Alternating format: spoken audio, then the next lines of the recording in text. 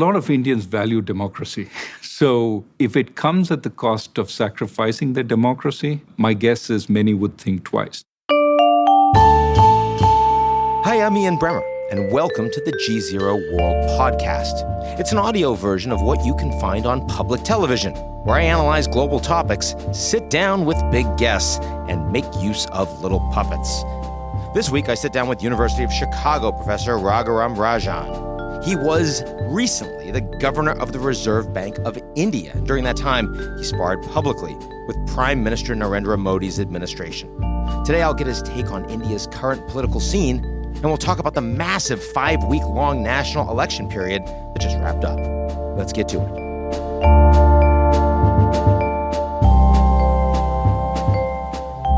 The GZERO World is brought to you by our founding sponsor, First Republic. First Republic, a private bank and wealth management company. Imagine a bank without teller lines, where your banker knows your name and its most prized currency is extraordinary client service. Hear directly from First Republic's clients by visiting firstrepublic.com.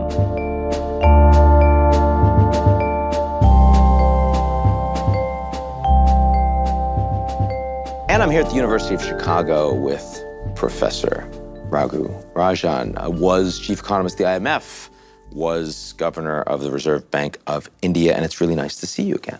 Well, thanks for having me. The scale of everything is extraordinary in India. I remember when Modi was campaigning back in 2014, one of the big promises was we're going to create an enormous number of jobs. Yes. The last time I was there, one of the biggest things that I heard was we haven't seen all these jobs. Why is it, with the high level of growth that you presently have, yes, and actually faster than China now, significantly, why do you think the jobs aren't happening? Well, one of the big places where China created jobs was construction. Mm-hmm. And you can see that in the kinds of cities they have, the kinds of infrastructure they have. That's one place where India hasn't done as good a job, in part because being a democracy, it's much harder to acquire land. Now, think about trying to acquire land in the Netherlands. It's going to be very difficult because any highway that you build there is going to run over somebody's backyard. You're going to have a whole lot of groups sort of standing up and saying, not in my backyard. You'll have civil society standing up and saying, why do you want to spoil the environment here? Why do you want to do this here? Why do you want to do that here? That's what we have in India, that you have a very strong civil society, a first world civil society, which stands up whenever there is an attempt to build infrastructure. So if the problems are principally about internal governance and structure, are you starting to see the average Indian look to China and say, you know what, that system just feels a lot more effective? I think a lot of Indians value democracy. So if it comes at the cost of sacrificing their democracy, my guess is many would think twice. Now, the way I like to see it is as follows. China had a wonderful system to reach middle income. It was a little more coercive, but maybe that's the way you have to operate. You take the land rather than acquiring it, against the pressures of democracy. You can build a lot of infrastructure very quickly. That gets you to middle income. From middle income to rich is a different sort of ballgame. That's when you need creativity, innovation, all those things, where perhaps you need a little more freedom of thought to make mistakes. And I think that So India is stuck now, China's about to be stuck. That's one way of putting it, that China will have to reform its system, in my view, in order to take their country more towards the frontier. I think today there's a lot of angst in the US. Are they going to catch up on us? Are they going to beat us? My sense is, yes, they will narrow the gap, but whatever remains of that gap will become harder to traverse with the kind of system that they have. I think the one-party system is going to become more of a burden for China going forward than it has been so far. It's been quite effective, very effective in many ways thus far. For India, the challenge is to get to middle income. Mm-hmm. Once it gets to middle income, I think it's got the right system to move much faster. But how do we get to middle income? How do we acquire that land, build those highways, build those ports that will give more people jobs? and allow them to be more productive, because eventually we have the system to harness the intellectual power. I mean, at the high end, of course, I mean, India's education, India's business community is extremely functional. But so many Indians that are still not in the cities, not gaining literacy. Do you see that there's, I mean, despite the unemployment problem, do you see significant progress being made in terms of developing human capital? Not as much as we should. Even at the high end, we used to have significantly better universities than, say, China. China now has much better universities than India has, partly because they can put more money into those universities. We had, Jawaharlal Nehru focused on building out universities. We had that before we had, universal primary education.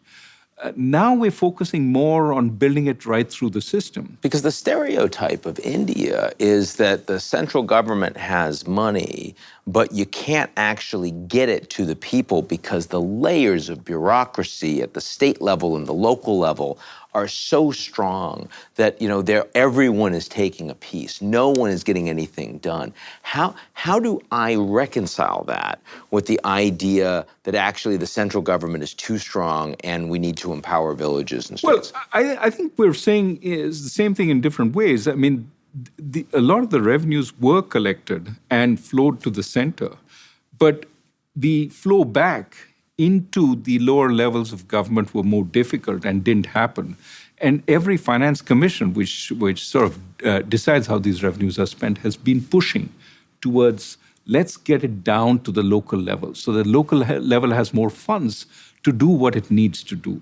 I mean, take Mumbai, for example. The mayor of Mumbai has very little power to change the kind of infrastructure that Mumbai has. It's all powers that lie with the state government or with the central government. So pushing it back to the mayoralty so that the mayor can actually do things that benefit the citizens of Mumbai would be a benefit for Mumbai, and similarly down to every level.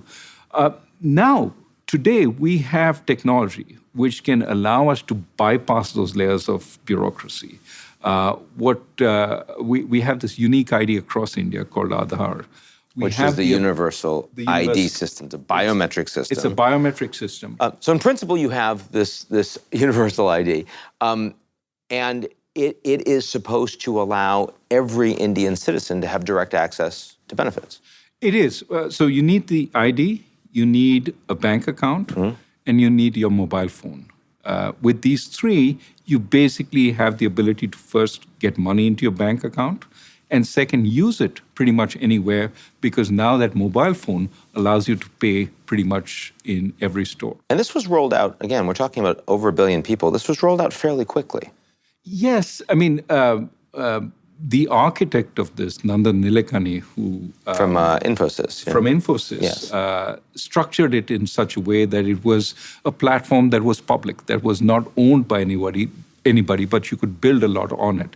And India is building out a lot of stuff on it. Now, number one, there is a privacy question. I remember at the beginning, a lot of this was going to be voluntary, and now it's not. Yes. How do you think about that? Well, there is a serious privacy question. One is keeping your data and all the links to it, to people who need to know and who have your permission to actually see it.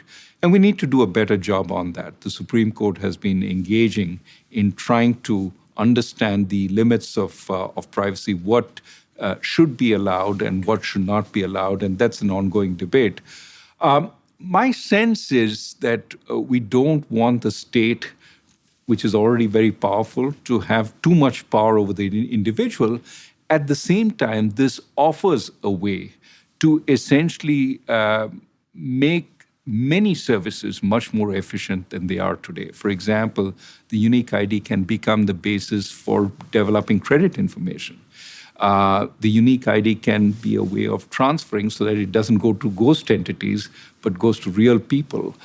Those are all ways that services can become more efficient. So go to this election here, and we have now what looks to be a pretty tightly fought contest between the BJP and Modi on the one hand and Rahul Gandhi and the Congress on the other. One interesting point to me is that the Congress party is arguing for the rollout of universal basic income in India, would be the world's largest experiment with that. What do you think about that as a concept and as a practice for India? First, I think it's not quite the universal basic income that is contemplated in the West, an income sufficient for a middle-class person to sort of live without a job. This is more I would argue, a targeted poverty alleviation scheme. There are a whole bunch of schemes that go to the very poor. It's the bottom 10% they're talking about, I think, right? They're talking about around 250 million people, so about a quarter of the population at the end of it, or slightly less than a quarter. The idea here is that there are lots of these poverty alleviation schemes, such as subsidized food. Can we give a direct transfer to those households at the bottom so that they have enough to keep body and soul together, and also avoid problems like malnutrition, like poor health, so that they can actually become functioning members of society and contribute to the workforce. They get a decent education. So the idea, I think, is more poverty alleviation rather than helping the middle class sort of stay at home. And do you think that that is an appropriate measure? Is it fundable? Do you think it'll make a positive difference if Congress gets in? I think both sets of parties have been going towards this idea of direct income transfers, of course, facilitated by the Aadhaar unique ID. And the idea there is, look, we have too many poor government services that don't work particularly well, that are inefficient. Is there a way that we can leapfrog by giving the money directly to the poor so that they can command services, whether from the public sector, whether from the government or the private sector, with their money? They have money power. There's a way of empowering at the bottom. And to that extent, I think both parties are going towards the same idea. The Congress, of course, has a larger scheme than the BJP has, but the principle is essentially the same. And making the central state a little smaller as a consequence. I think if you wanted to fund it, that would be the eventual outcome. So next prime minister, whether it's Modi or not, what's the one thing that if you could get them to do that they're not doing right now, that's credible, that's plausible, that's near term, that you'd wish they'd listen to Raghu on? Well, two things. Give me two things. Okay, I'll give you two things. Okay. Sure. If you got two, I mean, I was trying to make it easy for you. No, I just look at land acquisition and make it fair but fast. It has to be some sort of eminent domain. No, some way of allowing people to share in the benefits. So I take 5 acres from you, I develop all 5 and give you back 2, so that you have 2 acres now, but of much more developed land. That works because people then have a stake in the future, but it also makes the process of acquisition faster. Things like that, if we could share in growth, make people partners in growth, you could make it much faster. But allow the government to actually take the land if they need to. If they need to acquire it, yes. Okay. That's number one. Number two? So number 2 is education. India needs to do a far better job on education. We talked about mass education. We have mass education. Kids all enter basic school. They enter primary school. They don't stay. They leave after 5th grade or 6th grade because they simply are not learning enough. And it's a lot worse for girls. It's a lot worse for girls. We're changing that. It's getting better. But we need to do far more. We need to have a much more educated workforce at every level. So the other thing I would emphasize is education. Put your smartest minister, your best minister in charge of education. It's so rare that governments do that. You know, often it's a parking spot for somebody you don't care very much for. A Minister of Finance, Minister of Foreign Affairs, right? I mean, Minister of Defense, exactly. But education, It's a byway. It's dead. And I think it's not. It is the place where our futures will be determined. If Modi came back and said, you know what, Raghu, you want to be my Minister of Education? You're going to go back? You're going to do it? Keep asking me questions about my next job. But this one, where you could make a big difference, most important, young people of India, would you do it? You know, I'm very happy where I am. If the opportunity arises to do something meaningful, I will always take it up. See, that's not bad. Now, when you were head of the Reserve Bank, I saw articles that said that you were the sexiest central bank governor in the world. Well, That's because it's a low bar, right? Yeah, is yeah. that what for it instance, is? Zakaria told me the competition was very low. And I think he was right. But actually, I take that back. There's some pretty good-looking central bankers. Okay, give me your top two. Come on. You just said it. You're on air. Mark Carney is. Look at that. Mark Carney, you're going for the Canadian. Is a really dashing central banker. I'm going to tell you to say that. Okay, number two. No, I think I just stopped Just there. Mark. Okay. Raghuram Rajan, very good to be with you. Thank you. That's our show this week. We'll be right back here next week, same place, same time, unless you're watching on social media, in which case it's wherever you happen to be. Don't miss it. In the meantime, check us out at gzeromedia.com.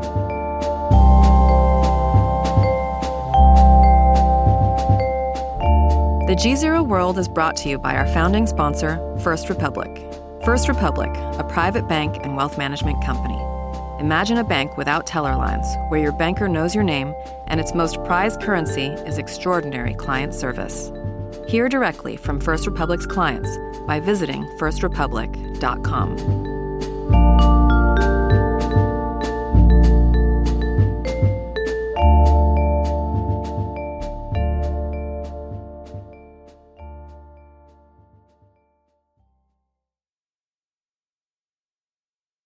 You're listening to the GZERO World with Ian Bremmer podcast, your weekly geopolitical deep dive into the world's biggest news stories, featuring in-depth conversations with global leaders and newsmakers. To get more of GZERO's insights on global politics every morning, sign up for our free newsletter, GZERO Daily, at gzeromedia.com.